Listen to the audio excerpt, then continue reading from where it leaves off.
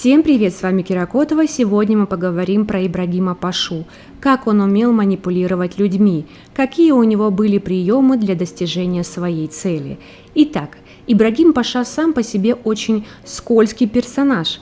Он был тщеславным, наглым и лживым. Именно так его характеризуют зрители сериала. Его борьба с Хюррем показала нам, каким он был на самом деле.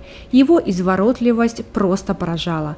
Он умел убедить Сулеймана в своей невиновности, и султан все время пропускал все мимо глаз.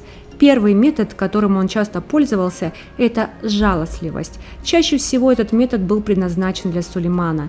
Именно благодаря тому, что Ибрагим мог вовремя из себя изобразить бедную овечку, многие поступки его прощались или были незамечены. С помощью такой манипуляции он любил добиваться своих целей. Возьмем яркий пример, когда Ибрагим по своей халатности допустил предательницу в гарем, Викторию. Она напала на Сулеймана у него во дворце. Когда султан решил узнать, почему Паша держал у себя в доме предательницу, которая чуть его не убила, Паргалы сразу применил тактику несчастного лица, как у кота из Шрека. Он сразу начал оправдываться, что он да никогда и тому подобное. Был таким испуганным и несчастным. Такое же лицо он строил, когда Сулейман его отчитывал, что тот пускает в его покои всех, а сам где-то гуляет. Ибрагим, благодаря султану, был наделен практически безграничной властью. Он умел ею пользоваться и часто старался заглушить свою душевную рану. Его душу и сердце, конечно, травмировал его изначальный статус раба. И самое печальное в том, что каждый второй ему сыпал соль на рану. Эта власть открывала его следующий метод манипуляции. Это, конечно, жестокость. Он старался этим методом самоутвердиться. Чаще всего он делал это за счет женщин. Давайте вспомним всех рабынь, которых он допрашивал. С чего он начинал? Сначала смотрел сверху вниз, мол, кто ты, а кто я, потом старался запугать, но когда и это не помогало, Паша начинал истерить и проявлять жестокость. Он давил на свою жертву, показывая свое превосходство и силу. То же самое можно сказать и про его жену Хатидже. Он частенько пытался применить свой метод на султанше, особенно когда та припирала его к стенке своими вопросами. Паша начинал орать и давить на Хатидже. Также Ибрагим не брезговал и такой манипуляцией, как вранье. Его слова часто не совпадали с действиями. Сколько раз он договаривался с Хюррем и не держал свое слово.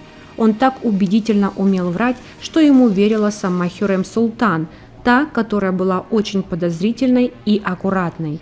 Например, когда Ибрагим обещал, что поможет Хюррем избавиться от Изабеллы. Когда он получил свою дочь, он оставил девушку в гареме. Также он всем кричал, что любит свою жену и хочет, чтобы их брак был раем для них двоих. Сам в это время изменял султанше Снегяр. Но вранье не последний его метод манипуляций. Ибрагим любил умалчивать то, что должно быть явным для Сулеймана. Делал он это для своей выгоды, чтобы его враг Хюррем не выглядела в хорошем свете в глазах султана. Вспомним первую ссылку Хюррем. Он, несмотря на страдания Сулеймана, не рассказал правду, утаил, что Хюррем невиновна. Самый, наверное, любимый метод манипуляции Ибрагима – это хладнокровность и издевательство над другими. Иногда мне казалось, что Паше нравилось смотреть, как страдают люди. Можно вспомнить пример, когда он придумывал наказание для Матракчи за то, что он привел во дворец шпионку Викторию. Он знал о чувствах друга, но заставил его утопить любимую. А случай с Хюррем и Лукой, когда Ибрагим вручил им отравленный лукум. Можно вспомнить, как он любил изматывать Хюррем, когда находил против нее доказательства в ее кознях. Он говорил, что расскажет султану, и сам тянул время. Тем временем Хасеки изводила себя от переживаний. Благодаря своим манипуляциям Ибрагим смог добиться высокой должности, власти и богатства. Но его душевная боль, которую можно назвать легко и просто раб, сгубила мужчину. Он пытался самоутвердиться в своих глазах, но вот все его манипуляции не работали на самого себя.